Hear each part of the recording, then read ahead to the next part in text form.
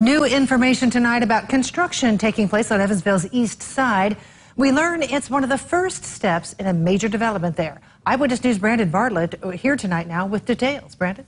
Well, Shelley, the area known as the Promenade has seen a lot of growth over the past year. Most recently, Fresh Time built a grocery store there. That's also the area where the new Costco will be built. Today, work crews were officially installing a large sign at the entrance of the Promenade at Vogel and Burkhart.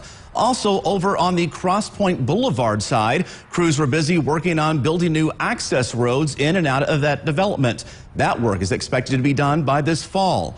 I spoke with developer Steve Martin with the Martin Group, the agency that's developing the Promenade. He tells me crews are also working to compact a large area of dirt where the new Costco building will be located. He says once that work is finished, the dirt will have to sit for 6 months before construction begins. As to when that will be, he says he doesn't have a definite timeline. That's up to officials at Costco to decide whether it will begin in the spring or the fall. I asked Martin if any other projects are planned for the near future. He says his company is in talks with other businesses, but nothing definite as of yet. Of course, we'll keep you updated. Shelley? Sounds good. Thank you, Brandon.